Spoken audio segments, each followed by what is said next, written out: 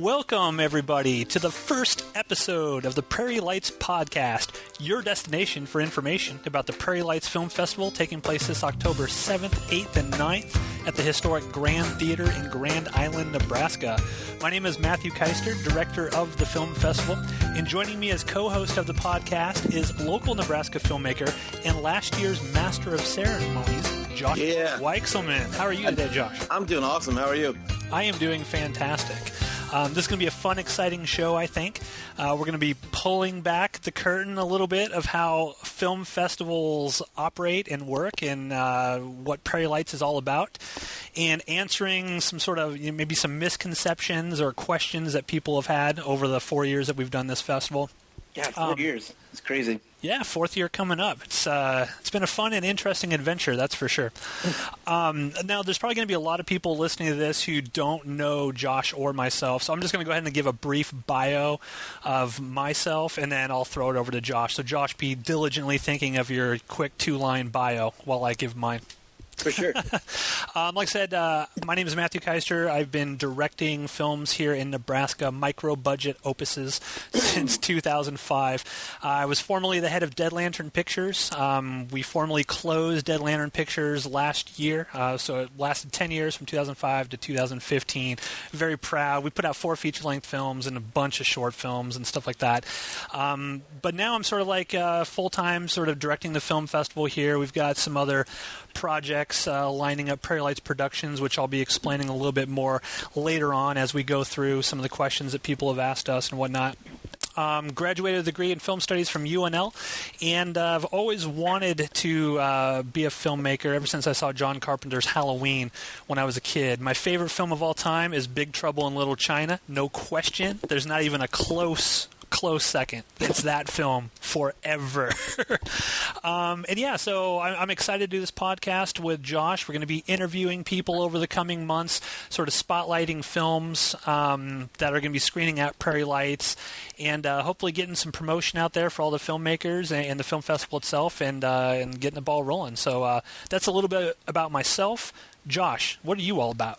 My name is Joshua Weichselman. I've been an aspiring filmmaker for the last 7 years now. I've put out 3 feature-length films and kind of the co-pilot of Midnight Fright Films. And I just kind of been I've been on a hiatus from the filmmaking thing for a little while. I haven't done it. So I'm glad to be doing the podcasting thing now. So that has kind of been my thing lately. I've been a huge fan of the podcast. So I'm glad to be here. It's a good format. Yeah. It's a good format. Well, I'm glad to have you on here. You're the first person I thought of to co-host this show with me. Because we've both been toiling around in Nebraska cinema for a long, long time. So a little bit, yeah. I feel like we have a lot of knowledge to bring to the table and whatnot. And you've helped out with the film festival and stuff like that in the past. So you'll be a good co-host, a good co-pilot for this. I am super stoked to be doing this one. So okay, cool. Well, just now that the bios are out of the way, just some house cleaning here as to what this is all going to be about. Like I mentioned earlier, the primary format of this podcast is going to be each week we're going to hopefully have a guest on. We will talk to them about the film that's screening at the film festival, talk to them about the movie making business, how they got their start, things of that nature. But this first episode is going to be slightly different, and I'll explain that here.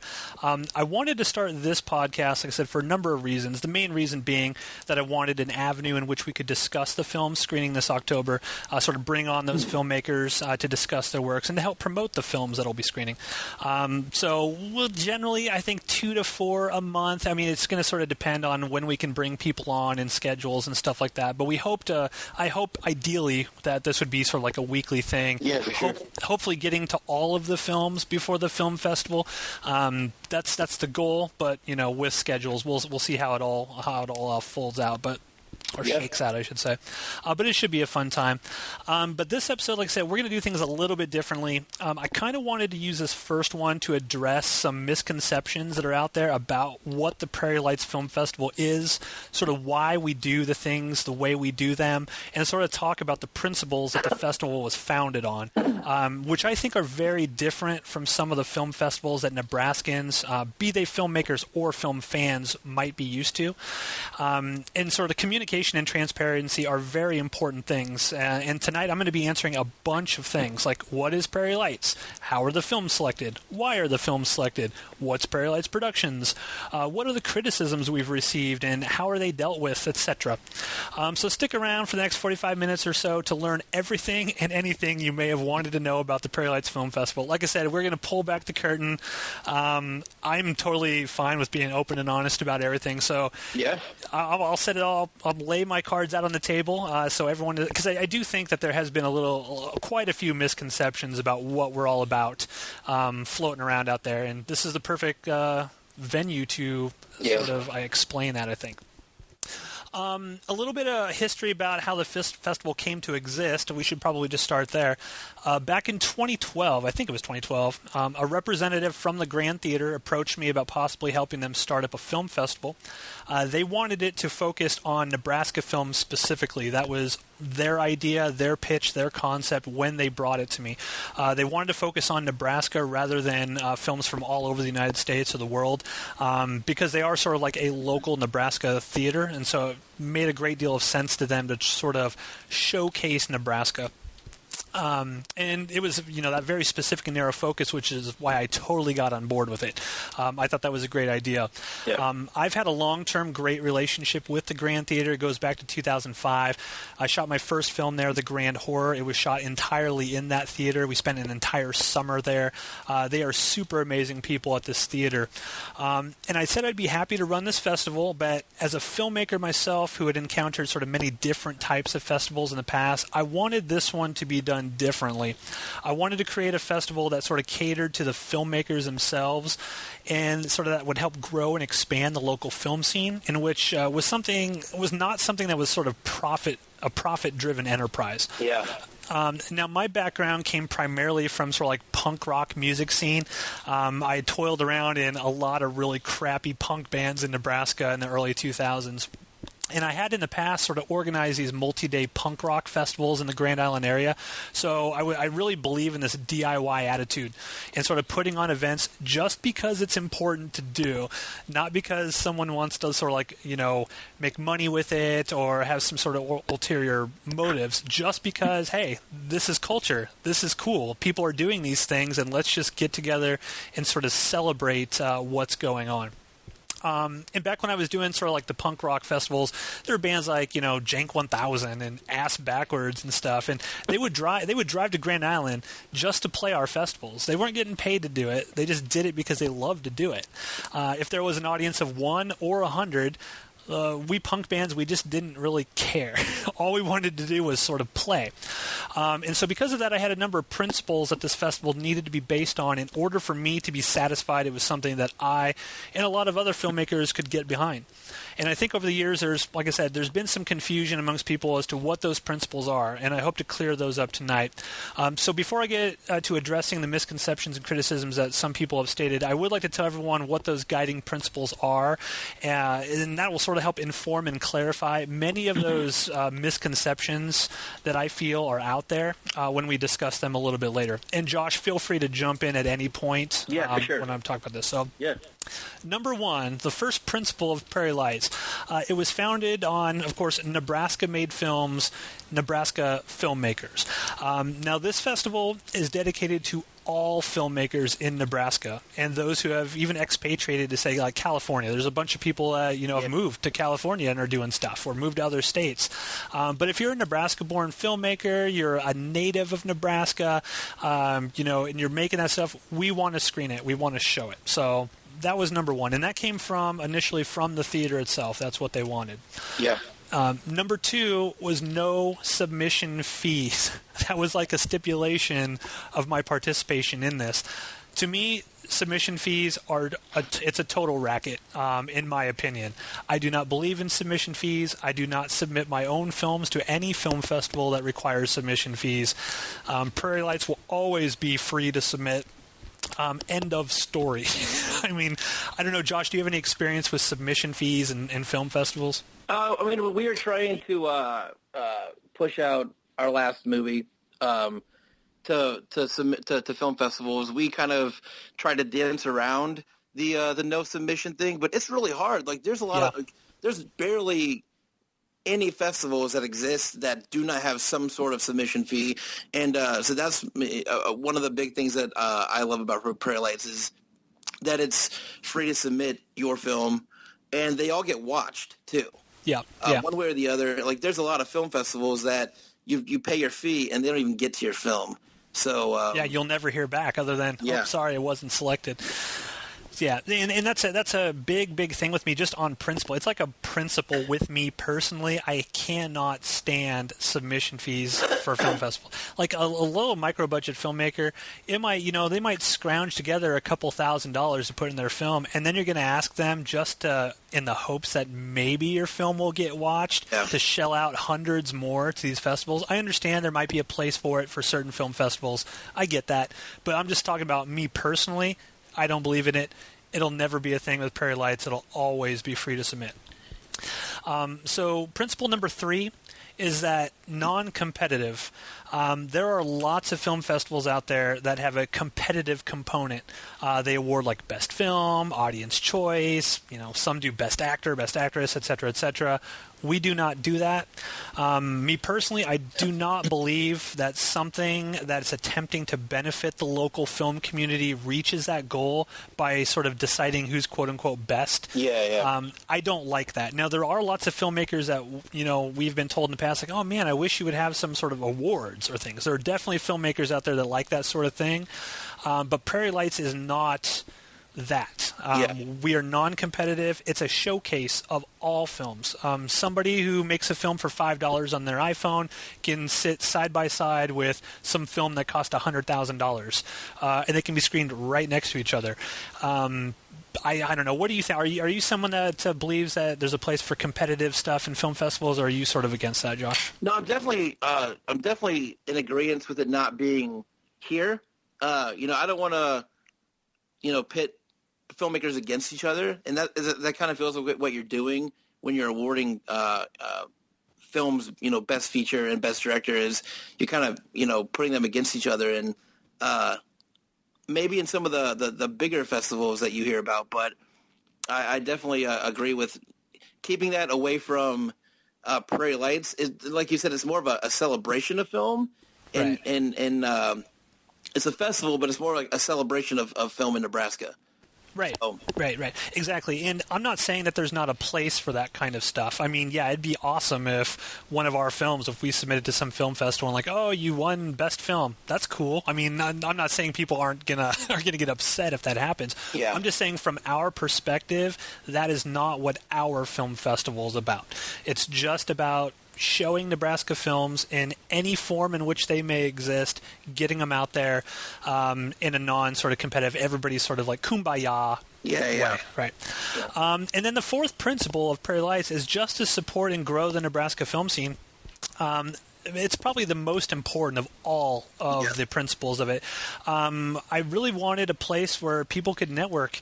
The community can grow. They can support all local filmmakers. You can get a bunch of local filmmakers in one place. There's a lot of, in Nebraska, we have a lot of wide open space. We have, Omaha and Lincoln and Grand Island, Panhandle stuff. There's a lot of filmmakers dispersed all over the place that never really get to interact with each other. They never get to see each other like in person. Yeah. And I felt like this would be a good opportunity to have a place where everybody could sort of come if they so chose to, and hobnob with other filmmakers. You get more people to sort of see eyeballs on these things. A lot of people had no idea that there were so many Nebraska filmmakers out there. Like, to this day, I still talk to people like, what are you talking about? There's like over 50 filmmakers in Nebraska. I'm like, yeah. They're constantly making movies. And part of that supporting and growing the scene, which I'll talk about a little bit later, are the anthology projects that we put together, the Flatwater Terrors and Nebraska Noir, stuff like that.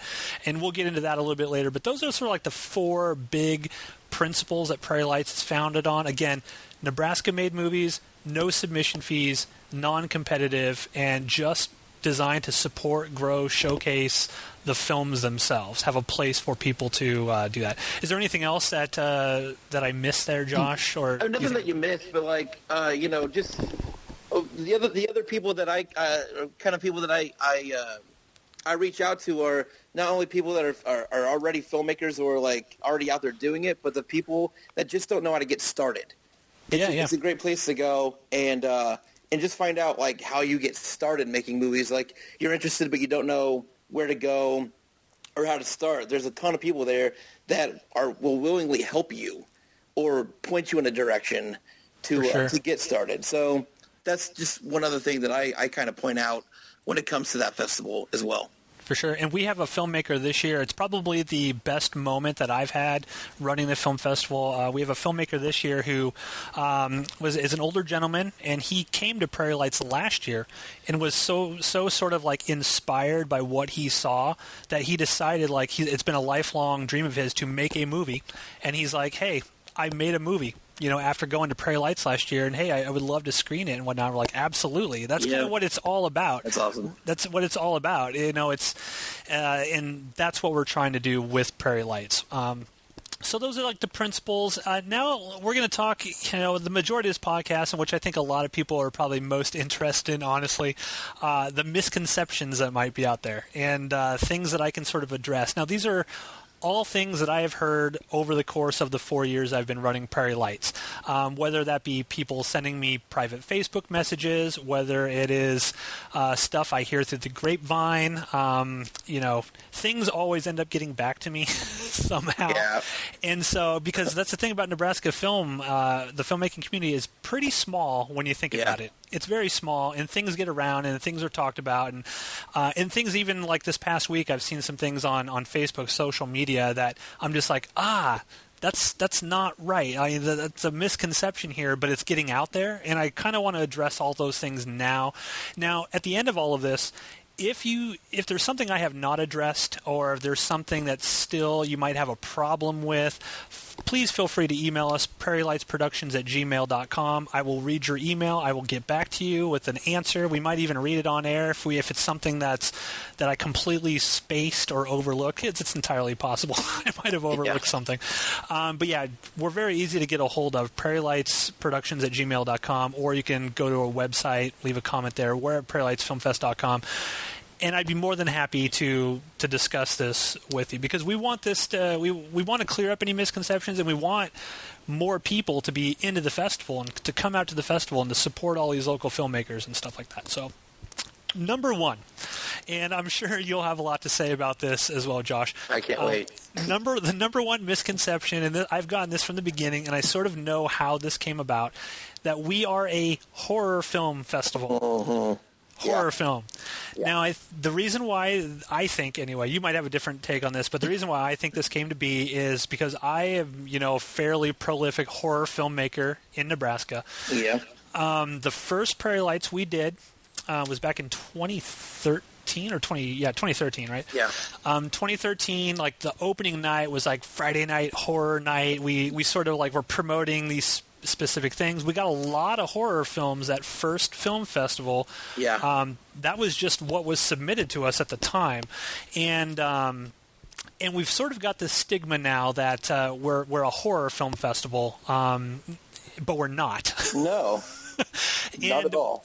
Every single festival, every year, we have had far more non-horror film screening than we have horror films. Yeah. The horror films themselves are always relegated to a specific time slot, which I will discuss a little bit later, because that's also causing some misconceptions and whatnot. Yeah. But the horror films are always like in a certain slot, normally on a Friday night, not always, and usually on a Saturday night.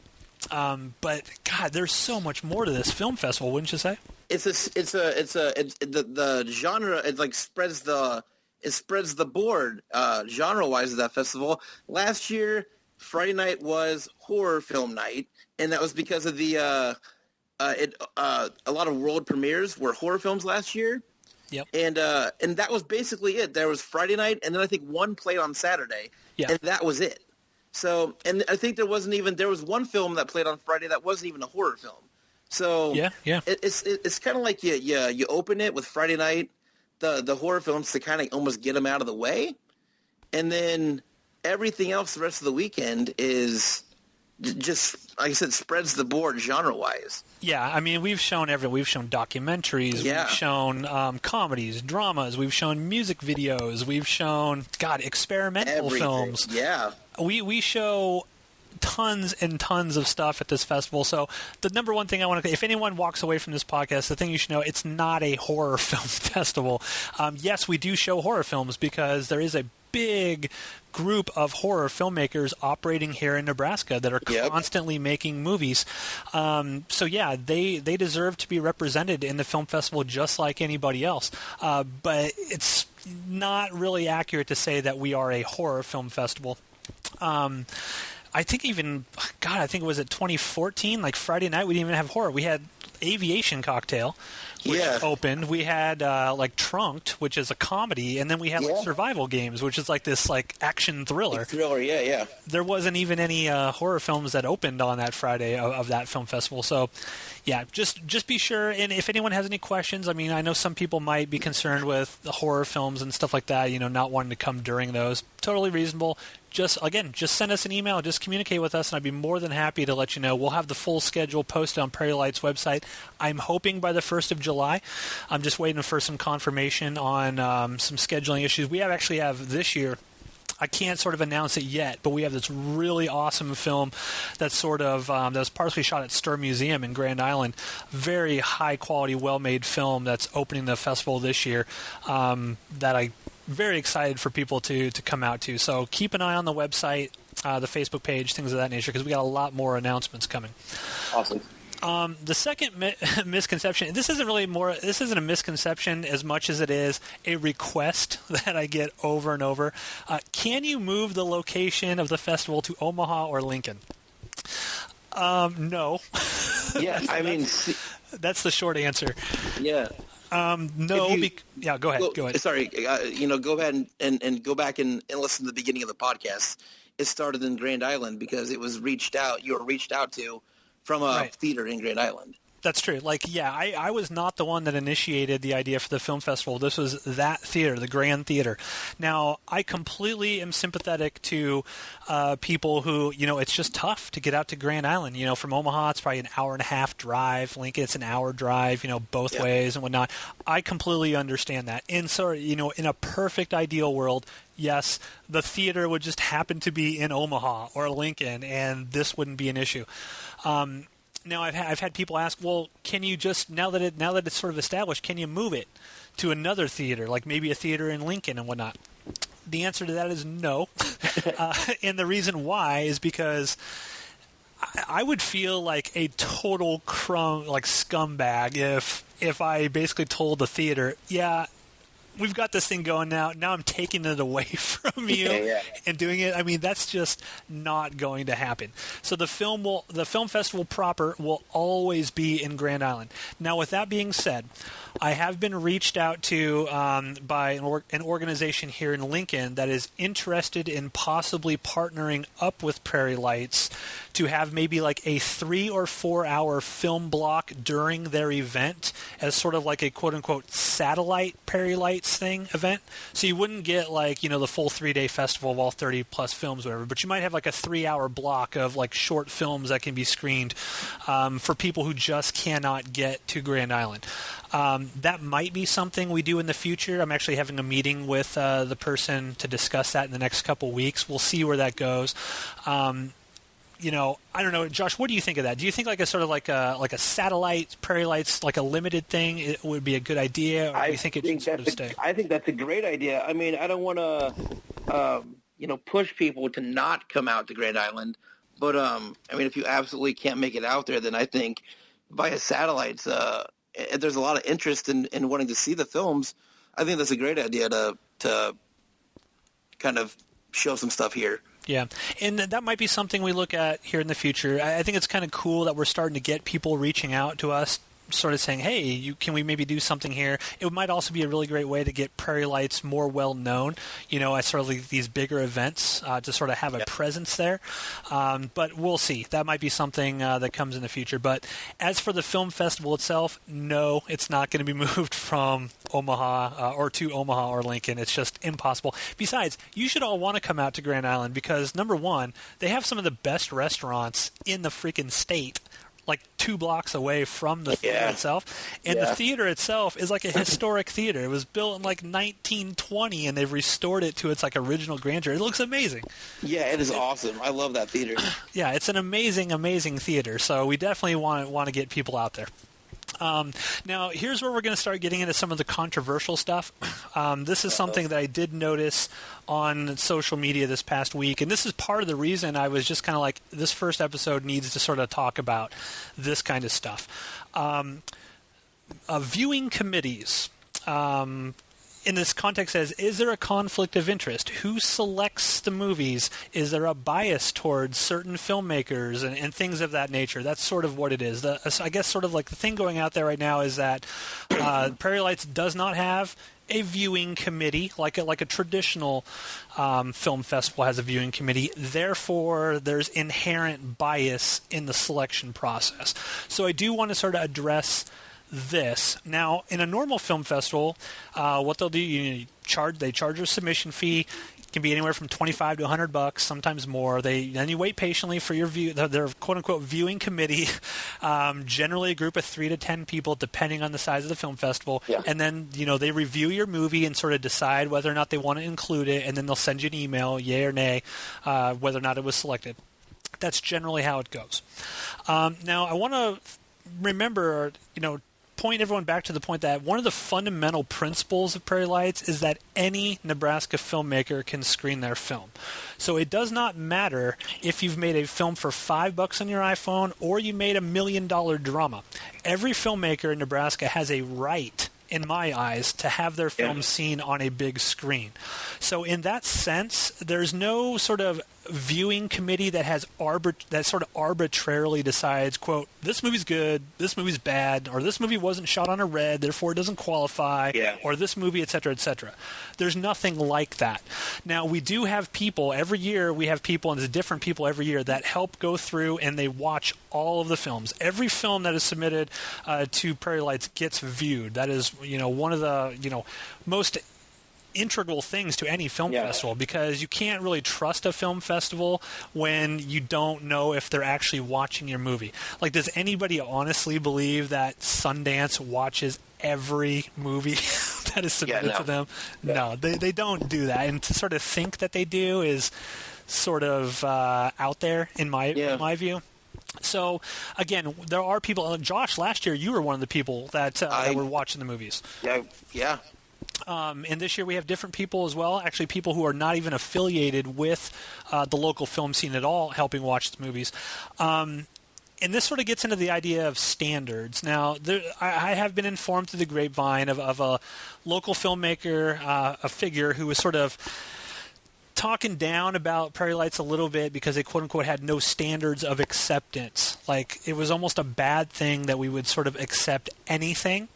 Yeah. And to me, and again, this is just how our film festival is run. If you're a film festival person out there and you run your film festival your specific way, that's totally up to you. Like, I have no problem with film festivals who have viewing committees and who want to hit a certain standard.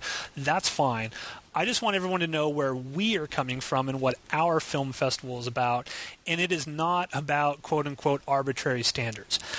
We screen lots of films that probably wouldn't make it past a quote-unquote viewing committee of any festival. And you know what? I'm actually really proud of that. Yeah. To me, that sort of sums up why Prairie Lights is different from other festivals and why I want to keep it special and unique. We want those films because they are a part of the fabric that is Nebraska filmmaking. We don't pass judgment on the quality of a film. To do so is sort of incredibly arrogant and egotistical, and really sort of solidifies to me the reasons why Prairie Lights exists in the first place, to not be what I think a lot of people think of negative aspects of regular film festivals. We don't want to be the traditional film festival. We're there to support the artists no matter their skill level. So It doesn't matter what type of camera you have. It doesn't matter your budget. It doesn't matter if you might be lacking crew. It doesn't matter if it's your first film and you don't know how to quite edit. You don't have like the syntax and flow of film down. You might have never been to a film class. You don't know how film works. But hey, you went out there. You put something together. In my view, you deserve to have your film shown on an awesome theater experience just like anybody else. So the viewing committee thing is, I guess it's something that sort of sticks in my craw when people sort of mention that. And I've heard this quite a bit about our film festival. It's like, oh, well, that film doesn't deserve. Well, and, to me, that's kind of a douchebag thing to say. Yeah, for sure. Indicate to that filmmaker. They worked really hard to try to do that. It might have not turned out the best. I have plenty of films that would never screen at lots of film festivals. But that doesn't matter to us. It's unimportant. Do you have anything you want to add to that viewing committee thing, Josh? Yeah, just kind of, again, rolling with what you were saying, it's hard to make a movie. Like, it's tough, and it takes a lot of time, and you have to, like, a lot of people will talk about making a movie, and very few people go out and actually do it. And then those people very rarely finish it. So if you're going to go out there and take the time to make a movie and actually finish it, hell yeah, your shit should be seen at that festival. I totally believe that if you're going to work that hard, you should be able to show your stuff. Yeah, yeah. And like I said, they are, whether or not people want to acknowledge it or not, those people making little micro-budget things, they might not have the best budgets or production quality. They are part of the fabric that is all of Nebraska film. Yeah. So they, in sort of like the philosophy of Prairie Lights, is they deserve their shot on screen just like anybody else. Yep. So that's sort of where we go. And then there's one last point on viewing committees that I sort of want to bring up, because I think that this is something that most people don't think about when they're sort of complaining about viewing committees and is there bias, is there not bias. Now, for the vast majority of Prairie Lights' existence, a viewing committee has been completely irrelevant anyway. We only screen Nebraska-made films or films by Nebraska filmmakers. So a regular film festival might get hundreds, if not thousands, of entries each year. So I can totally understand when those film festivals have a viewing committee just to be able to get through the sheer amount of films that they get submitted to them and to sort of make the judgment calls as to what they want to include within a finite amount of time in their schedules. But Prairie Lights is just Nebraska, so we don't receive hundreds upon hundreds of film submissions. There are, generally maybe 5 feature-length films done each year in Nebraska, if that. The vast majority of feature-length films, or the vast majority of films in Nebraska are shorts. We might get 20 to 40 short films being made each year, just depending on the year. I mean, plus or minus, you get the basic gist. Yeah. We are not inundated with hundreds and hundreds of Nebraska-made movies in which we have to sit there and arbitrarily pick, oh, well, no, this one's not good enough, or this one's a little bit better. We don't do that. So not all of those films that are made submit to Prairie Lights. Could be any reason. They might not be finished yet, or they might be unaware that Prairie Lights exists. So there might be films made in Nebraska that are never even submitted to us. So we rarely ever run into a situation in which there's a problem screening somebody's film, because generally we screen everybody's stuff. Yep. There's been a handful of instances in the last couple years in which we couldn't fit something in for time constraint reasons. That happens. But those can literally be counted on one hand. and I generally make a point to screen those films the next time we have a film festival, if possible, and the filmmaker wants it done. So, maybe one day we will have to have a genuine, quote-unquote, viewing committee that handles hundreds of submissions. But if and when that happens, then I consider Prairie Lights to have been a huge success. Because it had done exactly what we set out to do, which is help grow the local film scene. So, long story short, when it comes to sort of viewing committees, yes, all films that are submitted are watched. Yes, it's not just by me. There are other people that watch these films and help make the selections and whatnot. But pretty much we try to get everybody. We've actually expanded the length of Prairie Lights this year, so I could include even more films. We do our best to get everybody. As our film festival gets bigger and bigger each year, which it has, it's grown every single year. There's going to be instances that's going to come up. This year there's been a couple like we just don't have any room. We don't have any more time left in the schedule between Q&As and mixers and all this stuff that we've added in. It's getting tough, but we are doing our best to try to accommodate everybody.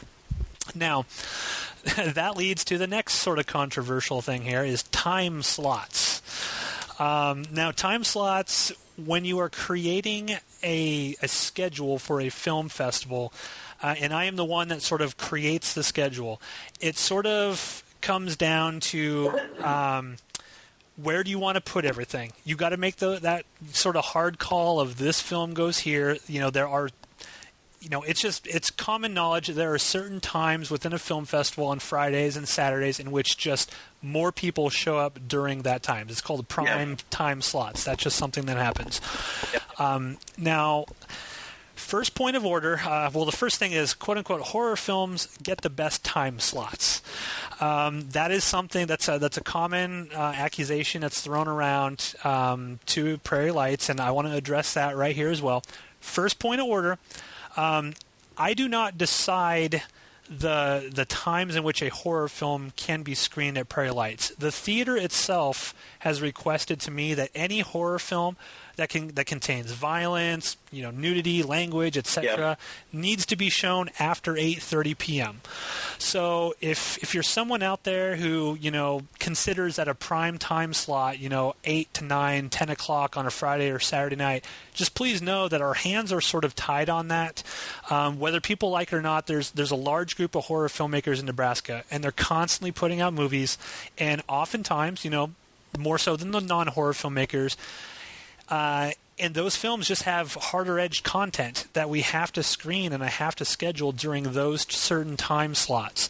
It's just one of those things. Like Shivers Down Your Spine, for example, I can't show that film at 2 o'clock in the afternoon on a Saturday because last year we had parents bringing kids to the festival and stuff like that. That's just not something we can do. And by their very nature, they do contain content that's just not appropriate for some earlier time slots. And, the Grand Theater has been amazing in letting us show pretty much anything we want. Their only request was just kindly, some of the heavier content, could it please be screened later in the evening? And to me, that's totally reasonable.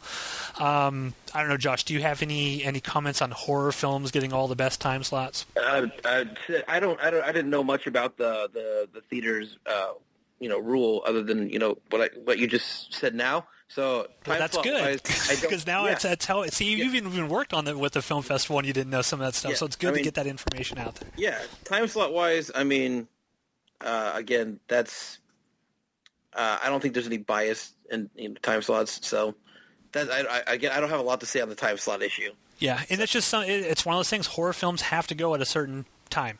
That's that's how our festival operates, and that's a request by the theater, and that's totally fine because there's some stuff that content-wise, and I'm not going to ever say, no, you can't screen your movie at our film festival.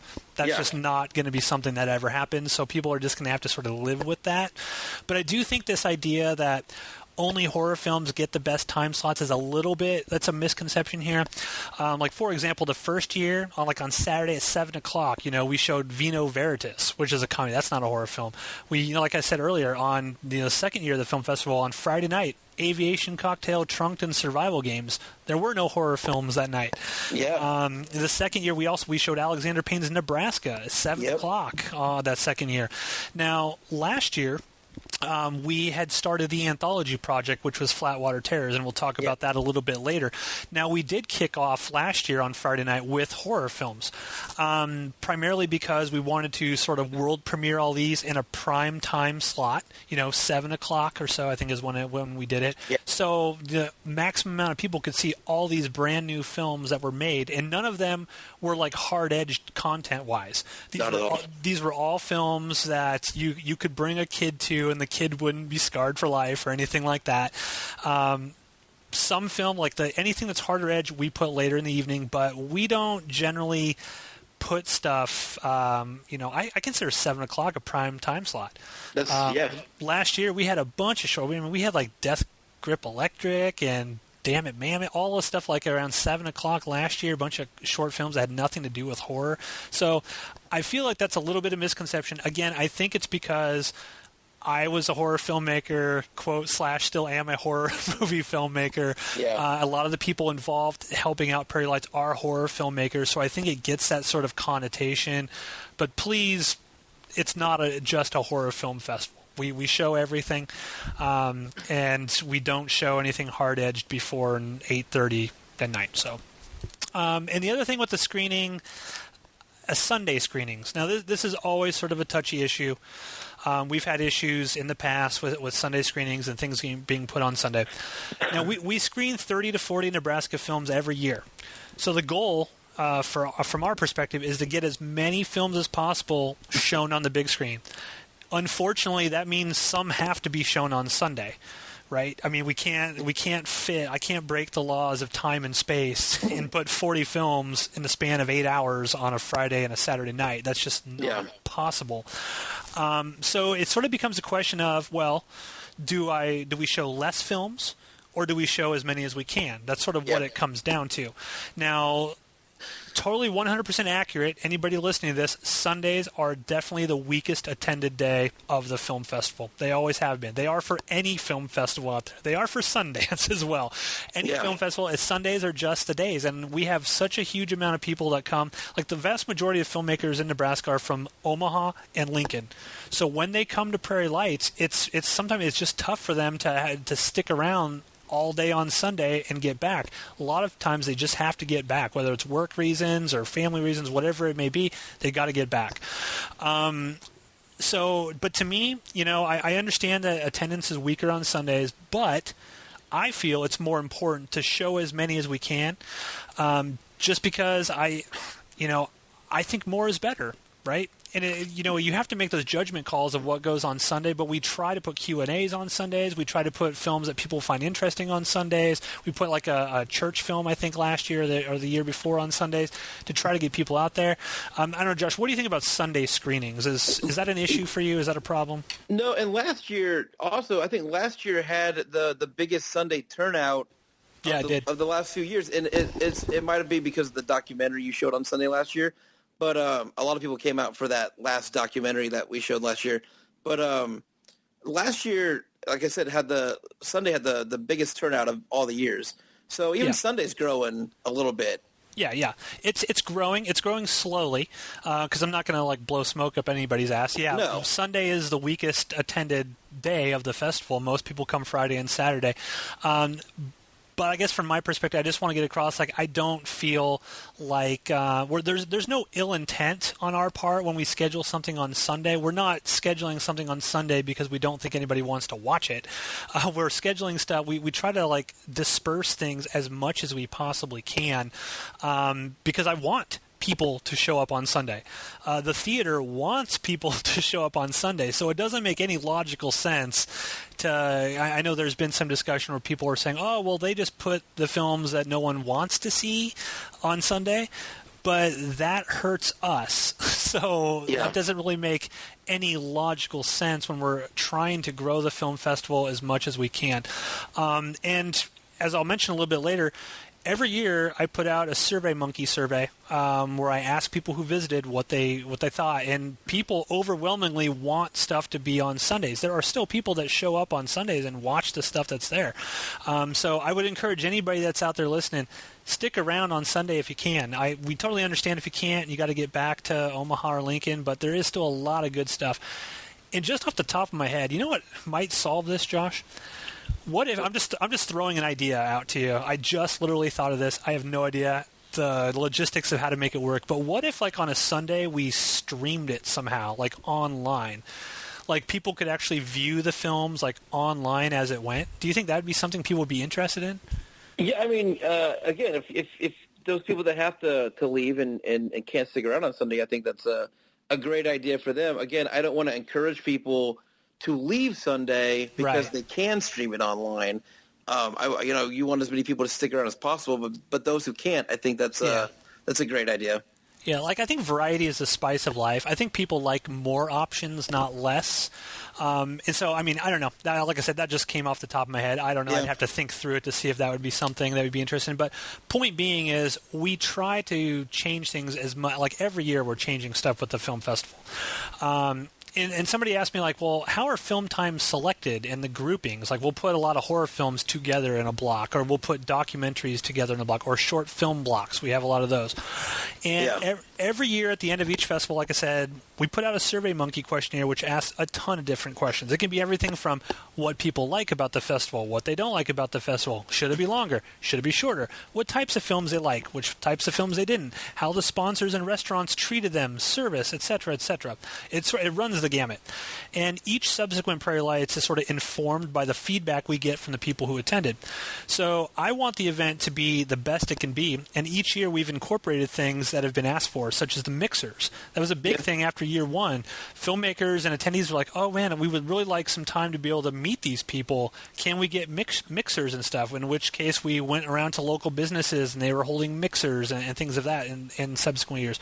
One silly thing that running the first year of the film festival when I set it up is the first time I've ever set up a film festival in my life. I'd never done it before. I put the Q&As before the screening of the film, and I never once thought, oh, that would be an issue, because I was just, so consumed with getting everything set up at this film festival. And when we put out the survey, people were like, can we move those to after the film so we can question people? And, that was just my idiotic mistake. I was like, oh, that's so, logical. Why did I put them before the movie? But that's just a testament to show, I'm not perfect. We're not perfect. Nobody that runs the film festival is perfect. Yeah. But we always make the attempt to get feedback from the people who came to make it even better. So that would be another example of what we've done to change things. And like I said, the scheduling itself, it's almost all informed by what people have said that they want to see more or less of. Now, like I said, I wish I could shove everything into 80 minutes, and then people get to sit there and watch 40 films in 80 minutes. I can't do it. It's impossible. Not everyone's going to be happy all the time. But I'm not – I feel like the balance, the balance of having more, or what's the word I'm – not balance, but having more films, showing more filmmakers outweighs cutting things out to make it more streamlined, if that makes any sense. Yeah. And just because, some people don't like film X in time slot A or B doesn't mean that we should just blow up everything in the film festival and cut film submissions and stuff like that. I don't want to do that. Yeah.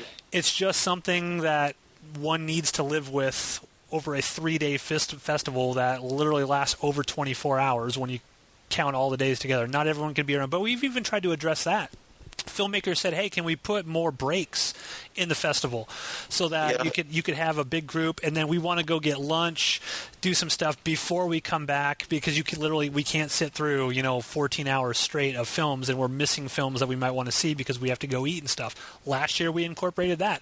We changed that. So we do our best to try and make everything fit. And if you're somebody that gets disappointed by your time slot, it's not because there's some beef with you or we want to do that. I would love to put everybody on Friday and Saturday between the quote-unquote prime time slots, but it just can't be done, unfortunately. Yeah. Do you have anything else you want to add to time slot stuff? I think everything on the time slot issue has been punched. So I've knocked it out. Yeah, I think you did. Okay, good. Good, because that's the one that's the biggest thing that people always talk about, I think, is the time slot issue. Now, one thing I just want to address real quick. This is really silly and dumb, but I have heard it. Does Matt get paid a bunch of money for this, and is he somehow profiting off of the film festival? This is kind of funny to me. No. The answer is no. I have never received a dime for anything regarding this film festival. All money that is made from the ticket sales is donated directly to the Grand Theater, and that goes to the operating costs or running projector, the electricity to run things to keep it going. It has nothing to do with me. I don't even have anything to do with the money side of things. That all goes through the theater. So when you order a weekend pass, like for example this year, if you go to PrairieLightsFilmFest.com, you order your $10 weekend pass. That's not going to my personal PayPal account. That is going to the PayPal account of the theater. So I have nothing to do with the money side of things. All of the employees who work at the Grand during the festival are volunteers. So to my knowledge, unless that's changed recently, they've never been getting paid to do that. All those people are just volunteer because the Grand is like a non-profit theater. So everyone that's there is just doing that is there because they love film and they want to be there to help the film festival. So there's no pay being involved. Josh isn't giving me money to put his film in a specific time slot or anything like that. Yeah, I have no money to give. Yeah, that is not anything that has happened or will ever happen. Now, the thing that I do is I pay for the DVD runs of the Prairie Lights samplers. So last year, for example, was the first year of the Prairie Lights samplers disc, and I was like, wow, wouldn't it be cool if the people who got weekend passes, we could just give them a DVD of some of the short films that are screening so they can have something they can take back with them and they can watch these films if they want. That just came out of my pocket. I just paid for it because I just thought it was a cool thing to do and what's right. The thing about, Flatwater Terrors and those projects I'm putting out on Blu-ray, we're actually going to have a screening at the Alamo Draft House next month. Can't wait. That's me. I'm just splurging for the Blu-ray run and all the donations and the proceeds that are being donated to all of them to the local film organizations selected by the filmmakers themselves. So if anything, I am contributing money to the film festival. I'm not making anything from it, and I wouldn't accept it if they offered it to me, because once again, I come from that sort of DIY punk rock background. I do things because I want to do them. It helps the filmmakers. It's great to give to attendees sort of that free gift with local films on it and stuff. That's just good to do. In my view, making money off of stuff like that sort of defeats the entire spirit of why the film festival is being put on in the first place.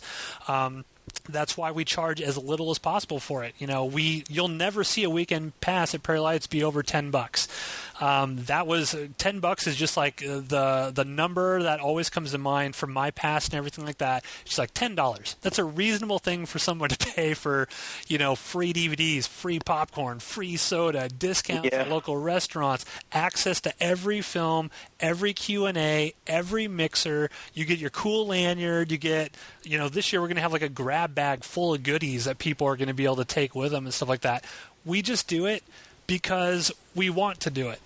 Like I said, there's no profit motive involved in this at all. I don't know. What do you think about payments and things of that? Do you have any comments about that, Josh? I find it kind of hilarious, but that's just something I've known from. That's me though. From the beginning, is I know that it's really just ticket sales go to help the theater out, run for the year, and no proceeds go in your pocket. It's, again, everything that you hit already. So and sort of like last thing I want to touch on here is what is Prairie Lights Productions? One question is like Matt's producing a ton of films, and Matt's got he's producing all these films, and he's just sticking them all in his film festival to showcase all the things that he's making, et cetera, et cetera. Is this ethical? I saw that recently on Facebook. I'm like, this is unethical that Matt is doing this. So, and this is partly something that I have not fully explained to people yet, just because the whole Prairie Lights production thing is new. I've got a million other things going on right now, and I haven't really had the time to adequately explain to people what Prairie Lights Productions is, how it relates to the Flatwater Terrors projects and the Nebraska Noir Anthology projects, what all those projects mean in relation to Prairie Lights, et cetera, et cetera. So I'm just going to explain a little bit of it right now and why, yes, I think it's perfectly ethical. There's no problem with it. So what is Prairie Lights Productions? Prairie Lights Productions is sort of a new production company that's been started by a group of Nebraska filmmakers. It's a bunch of us, myself, Mark Popejoy, Mark Timian's involved in it, just lots and lots of people. You can go to Prairie Lights Productions. We have a Facebook page if you want to learn more information about it right now. And what this is sort of like, the concept behind this is, Initially, it's supposed to be sort of like a distribution arm, because long-term goal for Prairie Lights Productions is not to be making movies constantly and just screening them at Prairie Lights. That's not the purpose of Prairie Lights Productions. The purpose is eventually to sort of morph into a sort of label where filmmakers who are interested in it can submit their films, and we will actually put them out on Blu-ray and DVD for them. Once again, just because it's a cool thing to do, not because we want to make any money with it, just because there's no real labels in Nebraska. A lot of these local films sort of get lost. You make it, goes up on YouTube, no one ever sees it again. A lot of filmmakers around here just don't have the means to be able to put their movies out on DVD and Blu-ray. We want to be able to give them the opportunity, that avenue that they can take advantage of that if they want. And the reason why it's Prairie Lights Productions is it's sort of, we want brand synergy. So the Prairie Lights Productions is going to be sort of a distribution arm of the Prairie Lights Film Festival. So when you see a DVD or something, and you see Prairie Lights Productions, you'll associate it with, oh yeah, Prairie Lights Film Festival. So it not only helps sort of promote the film festival, but it also sort of creates brand synergy of all these anthology films that we're sort of shepherding, that are showing at our film festival, that you sort of know why that's. Does that make sense, Josh? Am I explaining perfect? No, yeah, perfect sense. Yeah. Okay, so and that's great, and that's again, I didn't know anything really about Prairie Lights Productions. That was new to me. So I just learned something there myself, and I think that's an awesome thing that you're doing. So and that's the long-term goal of Prairie Lights Productions. So we basically just started it a couple months ago. We're actually sort of in production on something right now, but ultimately, like, that's where we want to go. I think about 2-3 years down the road, that'll be something that's sort of in the forefront of what we want to do with it. Now, in the meantime, the Flatwater Terrors projects, like, what is it? The Flatwater, when Dead Lantern Pictures died last year, when we ended it, we had a ton of scripts just sitting around that had been sent in to us over the years from all sorts of writers, Nebraska writers from Alabama, just all over the place. And we had thought, like, we're never going to get around to shooting any of these things, and there's a lot of these writers who did some cool stuff. Let's go ahead and send them out to a bunch of filmmakers here in Nebraska, and let's see if they want to make them. Right? You know, a lot of times it's just like, do you have content? A lot of filmmakers want to make something, but they just don't have a story. You know, they don't have something they have that they can just go ahead and go, because it takes time. We provided all of these scripts and just said, hey, if you want to film these, let's. We got I don't know how many, like 5 or 6 filmmakers that first year who were like, yeah, they took us up on the offer. Josh, you were one of them. They made their films, and we're like, okay, cool. What we're going to do is we're going to sort of like put these all together in one big block. We're going to premiere them at the film festival. So attendees of the film festival will see all these brand new world premiere movies that really no one had any knowledge of before.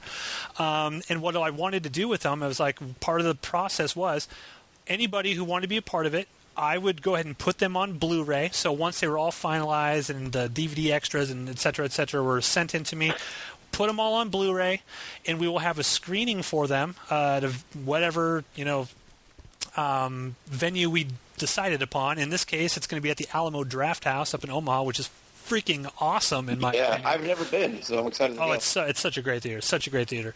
And what's going to happen is we're having a huge Blu-ray release party, and the filmmakers themselves decided that which Nebraska film organizations they wanted all of the proceeds of the film the Blu-ray sales, to be donated to. So this year it's Nebraska Independent Film Projects and NIAFP.org, I believe is their website, and the Eastern Nebraska Film Office, which I think you can find on Facebook if you type that in. I don't know exactly offhand what their web page is. I'll put it in the show notes.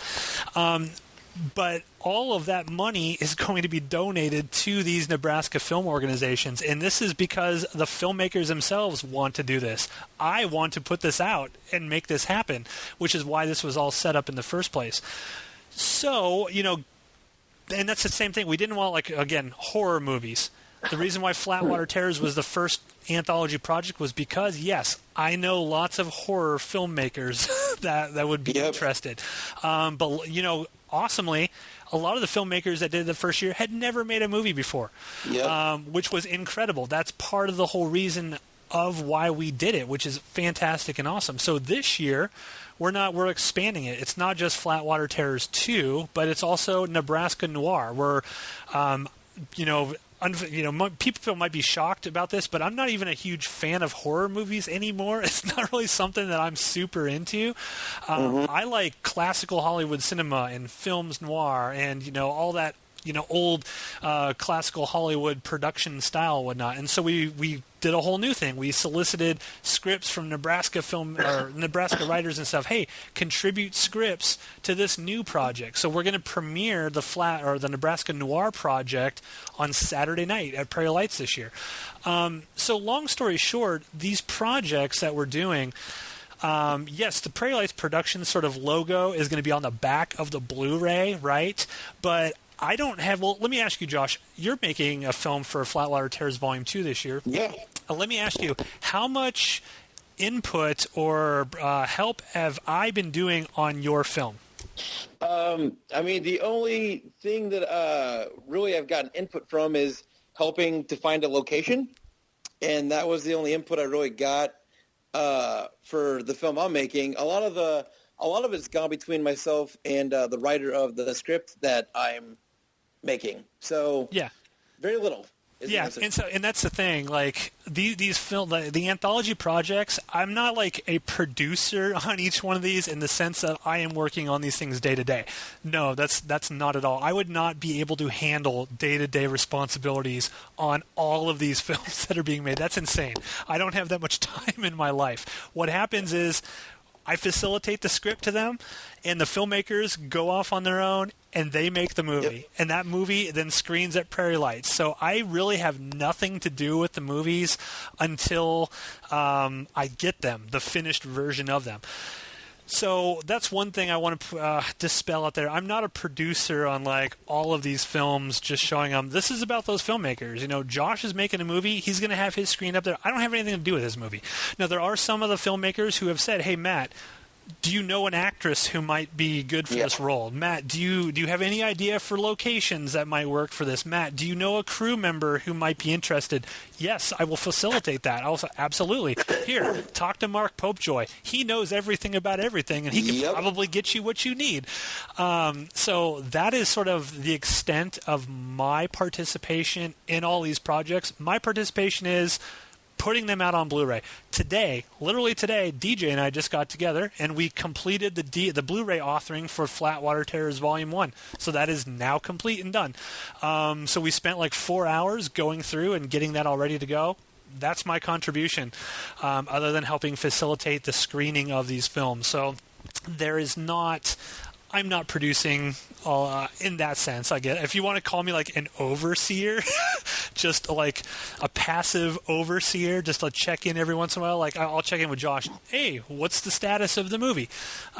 Just to make sure that, the movie will be ready for Prairie Lights. Sometimes, the filmmakers run into problems, as we all have experienced. And sometimes they can't be finished. And they're like, okay, no big deal. But so, and the question of, is that ethical?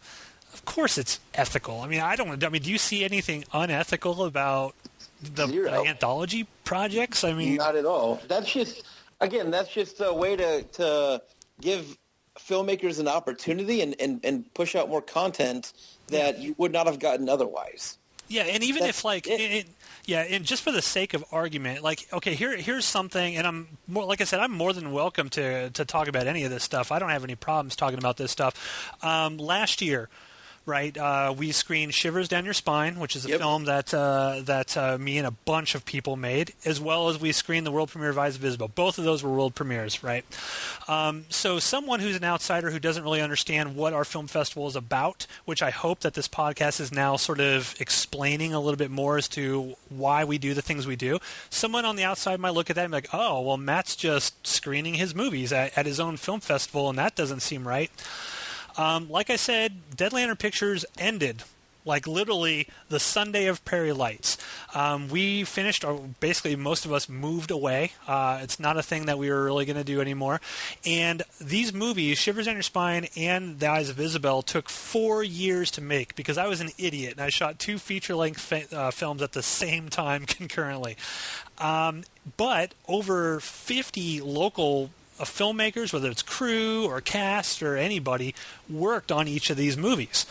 And Josh, you can attest. What has been my stance on showing Dead Lantern stuff prior to this film festival? First of all, I just want to say that I might be the only filmmaker that did not work on those two movies. So let me put that out there first. Second of all, the Shivers Down Your Spine and Eyes of Isabel, people begged. Yes. They begged Matt to show those at Prairie Lights last year. Everybody that was involved in those wanted to see those played at Prairie Lights, and they, like I said, they begged Matt to show those. Yeah. And it's like it was like pulling teeth. Like, I don't like to show. Like, this might be a surprise to people. I don't like showing my movie. I don't like screening my movies. I feel like it's very weird. I don't sit in the theater when it's going on. I don't watch them. I find it weird. So it's always been like, now Shivers Down Your Spine. We've had most of that has been done. Certainly, it was done for a previous Prairie Lights. At least a lot of it. I could have been showing those all the time, and I always said no. People would get upset with me. They're like, why aren't you showing these? And I specifically did it because I did not want Prairie Lights to just be associated with Dead Lantern. And it's just a showcase of Dead Lantern stuff. Didn't want to do it. It was like pulling teeth with me so much that I finally relented one year and just showed like a 30-second teaser of stuff we had been working on. That's all I would give people because I didn't want people to have that perspective or that idea. And last year, like I said, it was a confluence of events. Dead Lantern ended. We're done. We're not making those movies anymore. And so many people worked on those. I felt it was my responsibility to let them see it and show it at the film festival. And I don't find there to be anything unethical about that at all. Not at all. Films, it's not my film, right? It's everybody's film. Everybody that worked on those films has some sort of investment in it, right? They work their asses off for it. And, like I said, Prairie Lights, it's a showcase for all Nebraska films. It doesn't matter if it's my film or if it's Josh's film. It doesn't matter. We show everything by everybody if we can. No, I don't find anything to be unethical about screening that. If people have a problem with it, I'm sorry. I mean, I don't know what to tell you. It's just one of those things. And sorry, again, primetime slot, they're horror movies. They have nakedness and violence and language in them. They had to be shown after 9 o'clock. There's nothing I could do about that. Again, until you make a movie, you just don't know how much time goes into that until you do it. 4 years. And like you said, those people, work their asses off, and they deserve to see those movies played. Yeah. So. And I don't feel bad for showing them at all. And it's all the people that worked on them deserved it. So that's that. So I mean, that's pretty much it for concerns that I have heard through the grapevine or concerns that I have read about on social media.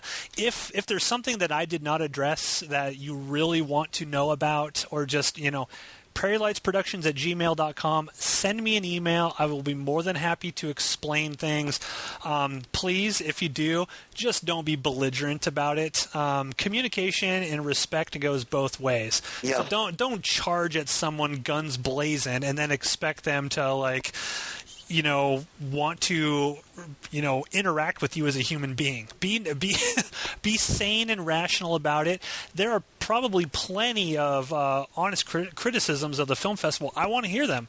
Josh wants to hear them. We all want to hear them because we want to improve. That's the whole point of this, to get better each and every year. And I think this year, in the subsequent weeks that we do this podcast, we're going to be talking about a ton of awesome movies that I really hope people go out there and check out. Yeah. You can go to prairielightsfilmfest.com right now. Go to the tickets page at the top on the menu bar. You can order your weekend pass right now. That weekend pass comes with, you get access to every movie, every Q&A, every mixer. You're going to get discounts to Bonsai Pizza, Sin City Grill. What's the name of the bar? See, I'm already blanking off the top of my head. Go to the website. There's a bar on there. You're going to get discount drink. The Choco Bar. Chocolate bar. Yeah. Thank you. You'll get discounts at Chocolate Bar. We're doing a brand new Prairie Lights sampler disc this year, so you're going to get that free with your $10 weekend pass. You're going to get a lanyard. You're going to get all sorts of sweet stuff. You know, the value of that comes out at $3.33 a day. Is what it comes out to. And you get all this extra stuff. You're not going to find any other film festival around here that's going to charge that little for a pass. Yeah, and you're not going to get all the cool goodies that you're going to get from this film festival. We do have links on the website to local area hotels. That is one thing that people always ask about. They're like, well, you know, where do I stay when I go to Grand Island? A great hotel that a lot of us stay at is the Travel Lodge. That's like pretty much the closest one to the theater. I think it's like a mile away from the theater. It's a straight shot to the theater.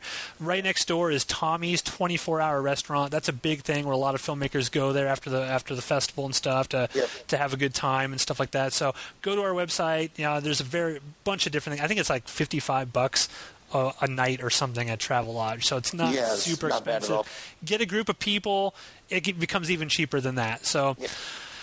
Next week, I do want to say, well, first, before I say what's going to happen next week on the podcast, is there any other comments that you want to throw out there, Josh, that you think people should know about or that you want to say? I mean, not a lot. Again, just go check out. There's already been a ton of films announced for this year, and again, already like shaping up to be, you know, the best Prairie Lights yet. I'm super excited for a ton of the films already announced. So if you get a chance to go check those out as well. Yeah, and we're not done announcing things. We do have at least, I think there might be 3 more films we have yet to announce. We're sort of waiting on the right time that we can announce those. We're going to have more guests that are going to be there as well. So you can go to the website's got a list of guests. There's going to be even more announced of that. And, of course, we're going to have the Flatwater Terrors Blu-ray release party at the Alamo Draft House. I think it's Friday, July 29th. 29th, yep. Yeah, and so that's going to be awesome. We encourage everyone to come out, but we'll be talking about that more in the coming weeks. Now, next week, we're going to have our first guest, which I'm very excited by. We're going to have Christina Marie Leonard, who directed Food Junkie, which is going to be screening at Prairie Lights this year. She also has a new web series called Loch Ness that you might have seen some stuff posted on various Facebook groups for. Now, she's a Nebraska native who's now doing films out in California. So it's going to be real cool to talk to her about the various the differences between, making low-budget films out there compared to here and stuff like that. And so we'll be spotlighting her and learning more about her as a filmmaker, which is going to be awesome. Yeah. So, well, with that, I think that's about it. Once again, go to prairielightsfilmfest.com, order your weekend pass because it's going to be awesome. Get it now. Order now. You don't need to wait. just go ahead and get it now. And also, if you order early, it helps us sort of determine how many sampler discs we need to print up because I do want to make sure everyone gets one who shows up. So that helps out a lot more. I don't want a mad rush on Friday and then we run out. That would sort of suck. So get it now, and then you don't have to worry about anything, and you'll be good to go. So, Josh, why don't you take us out? You threw me under pressure. You knew you couldn't do that to me. So I'm going to throw it back at you, man. I'll do it next week. All right. Thanks, everyone, for listening to the first episode of the Prairie Lights Podcast, and we'll be back next Sunday with Christina Marie Leonard.